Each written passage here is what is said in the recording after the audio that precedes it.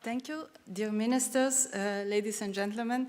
It's a real pleasure for me to welcome you on behalf of the European Commission to this Austrian Presidency Conference on the future of vocational education and training. It is a particular event for me because I always come back to Vienna because I did part of my studies here, so I have very fond memories of that time here in Vienna. Secondly, because I've just been appointed director for skills. It's my 6th day, so please bear with me. I must say that I feel very privileged to have the opportunity to work in this area, and I look forward to a very constructive and effective cooperation with you. In my view, this is a very good time for me, at least, to join this area. First of all, because it's a good time to take stock of the successes, the achievements that we have reached in the past years, but also look forward with the next EU budget that Commissioner Thyssen just mentions, and also the future policy framework that Minister Fassmann also mentioned. It's not totally a new area for me. I have been involved in employment and social policies for quite some time. And as you know, skills and training are always part of the solution. But let's now focus on the topic of the conference. We all know that the future work will look quite differently than it is the case today. Some challenges are ahead of us, and the role of VET in addressing the global trends is very important. There is the ambition out there to make VET a first choice. We heard that a member state already has VET as a first choice, a choice of excellence. But if you ask me about the biggest challenge for us, I would say that is mastering uncertainty. We know that we are facing rapid technological development, globalization, new business models, that our society is aging, and we are facing migration. New jobs will emerge and others will disappear. Jobs that will remain will change fundamentally in terms of the nature of the tasks that they will embed. Very often, the reality is that our education and training systems are relatively slow in adapting to a changing environment. So the key question is how to design VET systems that are future fit in the context of this changing world. For instance, how do we prepare young people that will enter the labor market in future for jobs that will be there in 5, 10, 15 years? What is the right mix of skills that a young person needs to have during their initial education, vocational training? How do you make sure that the working adult population can keep up reskills and upskills for emerging occupation? How do we reach out to groups that are at risk of exclusion in society and at work? How do we equip them with the skills they need to remain firmly anchored in our society and in the job? How to design VET, but also overall education and training systems that respond better to future needs? And finally, how do we respond to social needs and the importance of personal development so that everyone can be an active citizen?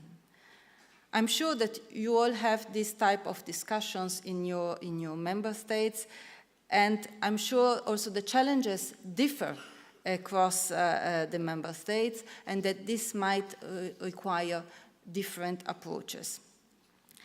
I will try to outline some ideas stemming from our discussions on the future of VET in various groups, notably in the Advisory Committee on Vocational Training and the Directors General for VET. And I will structure this discussion along the 3 workshops that we will have today. First, on the topic of diversification and expansion of VET, I would like to make the link to the balance between excellence and inclusion. Some say VET should be no longer a social inclusion tool, but focus on excellence. Many say that VET serves mainly as an inclusion function, but I'm truly convinced that we need a good balance between both of them. We expect that VET will continue to expand at higher qualification levels, and we just heard that. At the same time, we need to ensure diversified VET provision, which fits the needs of literally all people in our society, whether young or adult, employed, unemployed, inactive, low-skilled, with a migrant background, and so on. VET will need to cover the whole ladder of qualifications and skills level. We need to connect VET to people and other education sector. The glue will be guidance, permeability, validation of skills acquired outside of formal school systems. Next to the diversification and expansion, I would also add integration. VET will need to be integrated in terms of provision to young and adults, well connected to other education sectors and rooted in an economic environment. We might see the future VET providers as a kind of lifelong learning hubs active within local and regional economic ecosystems. Coming now to the second topic on the responsiveness of VET. This brings me to the question of the content. What should we actually learn? Sometimes we hear that we should focus on basic skills and transversal competence. Clearly, these are foundations for long-term adaptability of people who will need to master numerous career transitions in the future. That is absolutely needed. At the same time, we should not forget about what is the core of vocational education and training, which is job-specific skills. The recent data from the Continuing Vocational Training Survey, released by Eurostat a few months ago, shows that almost half of European companies consider technical, practical, and job-specific skills still the most important type of skills for the further development of the enterprise. The recalibration between key competence and job-specific skills might be different across vocational areas and qualification levels. We see some systems where this leads to broadening of curricula and reduction of number of qualifications. And we see other systems that reinforce the delivery of transversal skills within the existing VET curricula. Responsiveness of VET needs also quality assurance mechanisms, skills anticipation systems, and monitoring of VET outcomes. But the key word for me, I think, is flexibility. Flexibility, if we want to have more responsiveness, is the key word. It can be further increased by modularization and competence-based approaches. A curriculum, in fact, is more easily updated if it is organized in smaller units, which can be refreshed quicker than the whole qualification parcours. This is particularly relevant when we speak about upskilling and reskilling measures. Now, coming to learning environments and pedagogies, you will certainly agree with me that VET needs to be more learner-centered by providing individualized learning approaches. Recent reforms from some countries go, in fact, very much in these directions. Dual schemes and work-based learning will continue to be the key form of VET provision. However, given the pace of technological developments, we need to be open to new forms of learning environments, pedagogies, and tools. Let's mention things like ICT-based simulations, or virtual and augmented reality. Today, we will hear about these technologies which have a huge potential in VET. They will make training more effective, cheaper, and accessible to a great number of people. In a more lifelong learning perspective, we should promote comprehensive approaches to skills development via skills assessment, tailored learning offer, and validation practices leading to increased level of skills and the educational qualification attainment. This has all very well been structured in the 2016 Upskilling Pathways Council recommendation, focusing on the low-skilled, but this approach, in fact, is valid for all skills development programs at all levels. However, let's not forget that nothing will work without competent and empowered teachers and training. Without their commitment, none of the reforms will be successfully implemented. And so we also need to pay particular attention to their recruitment, initial education, and continuing professional development. Now, looking forward to today and tomorrow, we will also discuss avenues for the future cooperation in VET at the European level.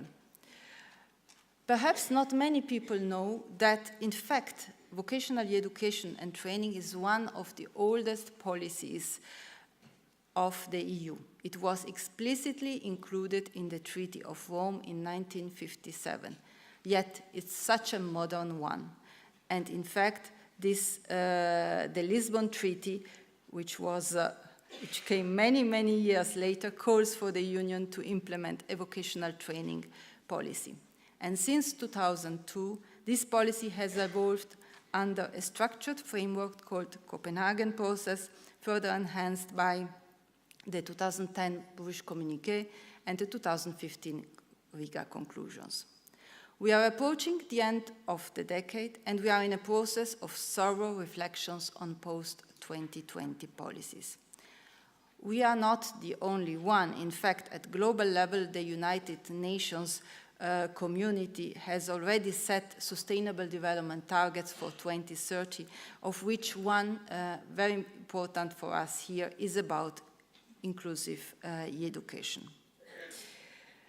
At EU level, in fact, it was already mentioned, we work under the assumption that the future VET modernization agenda is part of the next cycle of the education and training strategic framework called ET 2020, and that it will feed into emerging initiatives such as the one that has already been mentioned, the European education area, which is yet to be developed.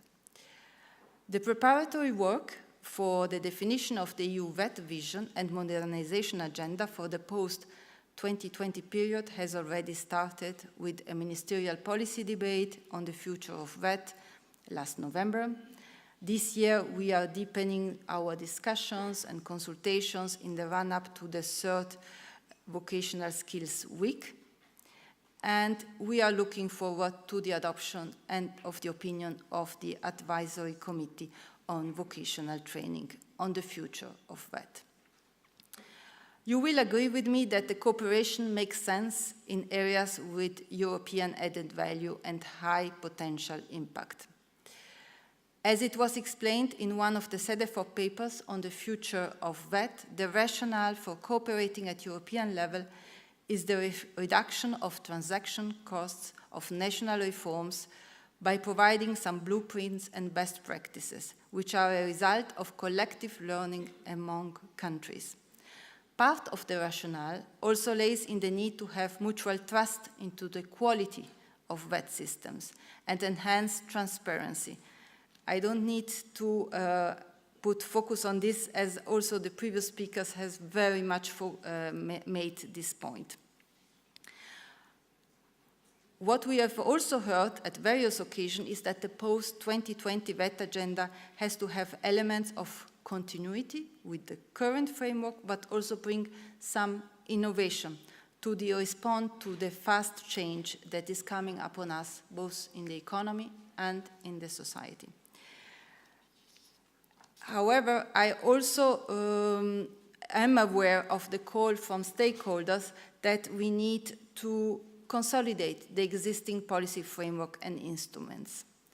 We will continue to work on better connecting countries, provide financial support to modernize systems, organize mobility of VET learners and staff, as well as cooperation projects at grassroots level. We will continue working in linking VET to other sectors of education and training, to innovation and growth strategies, and putting an increasing focus of continuing VET for people of working age. The recent policy proposals point to a greater ambition to build a genuine learning space in Europe. The last Erasmus Plus call on joint VET qualification has by far exceeded our expectations, what concerns concrete cooperation among VET providers on a transnational vocational content in Europe. This clearly represents an untapped potential. In the recent communication by the Commission on the European education area, centers of platforms for vocational excellence have been mentioned. VET should and can play a much more proactive role in supporting smart growth and innovation. As mentioned by the Commissioner, the European Social Fund will remain the main EU tool to support the modernization of vocational education and training systems at national level.